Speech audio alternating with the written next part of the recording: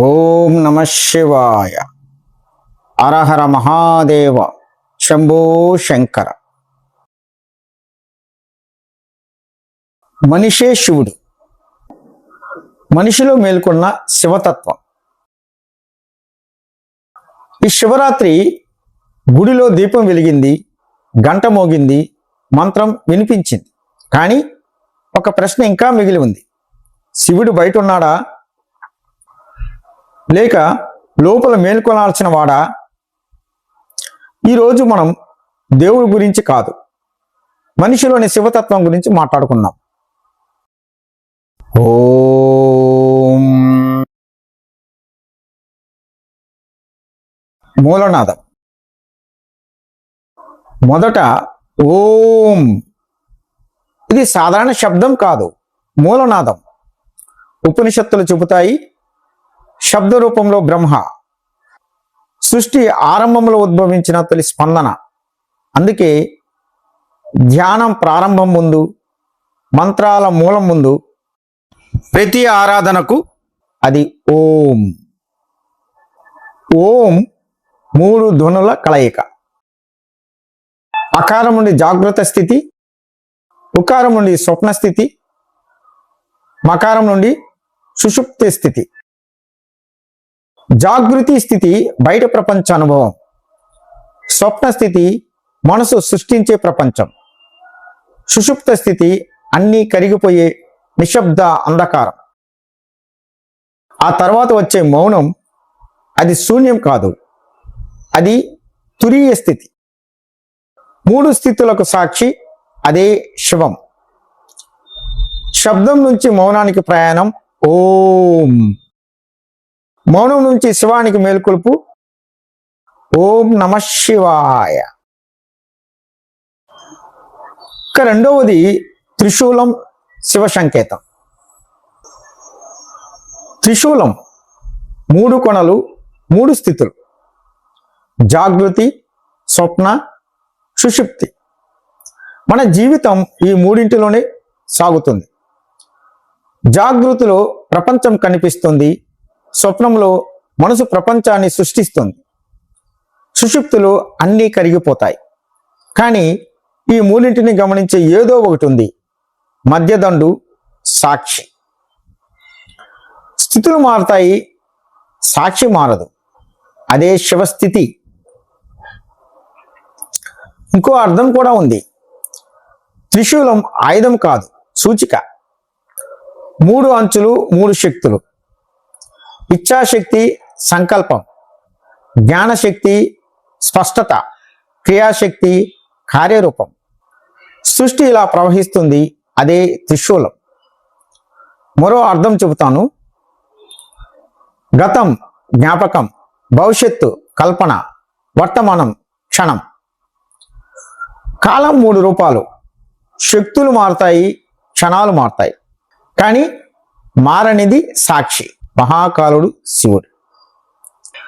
ఇక్కడ ఏం జరుగుతుందంటే, ఇచ్ఛాశక్తి, జ్ఞానశక్తి, క్రియాశక్తి సృష్టి ప్రవాహం సంబంధించింది. గతం, వర్తమానం, భవిష్యత్తు కాల ప్రవాహం సంబంధించినది. ఇక్కడ సృష్టి కూడా మారుతుంది, మరియు కాలం కూడా మారుతుంది, కానీ సాక్షిగా నిలిచేది అదే లింగోద్భవ తత్వం. శివోహం, శివోహం. శివుడు ఎవరని? శివుడు రూపం కాదు, ప్రతీకం కాదు, అతను ఒక స్థితి. ఆలోచనలు అడిగినప్పుడు, భావాలు నిర్భయమైనప్పుడు, నేను అనే భావం కరిగిపోయినప్పుడు మిగిలేదే మౌనం. ఆ మౌనం భయం కాదు, ఖాళీ కాదు, అది అవగాహన. అన్నీ మారుతాయి, శరీరం, భావాలు, కాలం. కానీ మారనిది ఏదో ఉంది. ఆ మారనిదే అదే శివం. మనిషిలోని శివతత్వం. మనిషి కోపం వస్తుంది, భయం వస్తుంది, కోరికలు వస్తాయి. అవి సమస్యలు కాదు, కానీ వాటిని గమనించే స్థితి వచ్చిందా? కోపం వస్తున్నప్పుడు నా కోపం వస్తుందని తెలుసుకుంటే ఆ తెలుసుకోవడమే శివతత్వం. శివుడు శ్మశానంలో ఉంటాడంటారు. అది భయసూచిక కాదు. అహంకారం చనిపోయిన చోటే శివుడు వినిపిస్తాడు అన్న సంకేతం. విభూతి నస్వరత గుర్తింపు. విభూతి భస్మం. భస్మం అంటే కాలిన తర్వాత మిగిలింది. ఏది కాలుతుంది? పేరు, రూపం, శరీరం, సంపద, సంబంధాలు అన్నీ కరిగిపోతాయి. కానీ భస్మం ఒకే సత్యం చెబుతుంది, ఇవి నశ్వరమైనవి. అందుకే శివుడు విభూతి ధరిస్తాడు. అది శోకానికి కాదు, అది భయానికి కాదు, అది స్మరణకు. నీవు శరీరం కాదు, నీవు పాత్ర కాదు, నీవు సాక్షి. విభూతి భయం కాదు, బోధ. నమః శివాయ సమర్పణ మార్గం. ఆ శివస్థితిని ఎలా చేరాలి?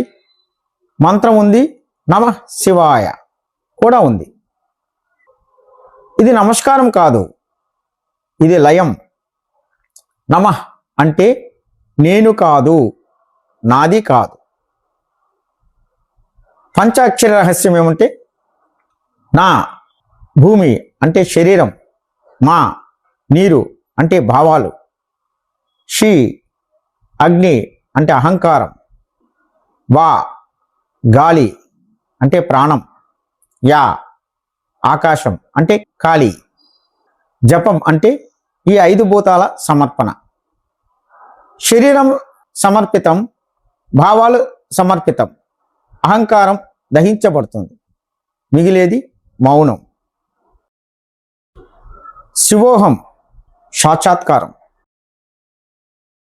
జపంలోకి వెళ్ళినప్పుడు ఒక దశలో శబ్దం ఆగిపోతుంది, మిగిలేది సాక్షి. అక్కడ నమః లేదు, శివాయ లేదు, అక్కడే తెలుస్తుంది శివ అహం, శివోహం. ఇది గర్వం కాదు, ఇది దేవుడిననే ప్రకటన కాదు, ఇది స్పష్టత. నేను శరీరం కాదు, నేను భావం కాదు, నేను ఆలోచన కాదు, నేను తెలుసుకుంటున్న సాక్షి. ఓం నమః శివాయ. ఈ శివరాత్రి దీపం వెలిగించు, అభిషేకం చెయ్యి, మంత్రం జపించు, కానీ ఒక్క క్షణం ఆగు. గుడి గంట మోగినప్పుడు కళ్ళు మూసుకో. అప్పుడు వినిపిస్తే అది శబ్దం కాదు, అది మంత్రం కాదు, అది నువ్వే. శివుడు బయట లేడు, శివుడు దూరం లేడు. నిశ్శబ్ద క్షణంలో శివుడు మేల్కొంటాడు. శివం అంటే శాంతి, శివం అంటే శుభం, శివం అంటే మన లోపల మేల్కొనే చైతన్యం. శివోహం, శివోహం, శివోహం. ఓం నమః శివాయ.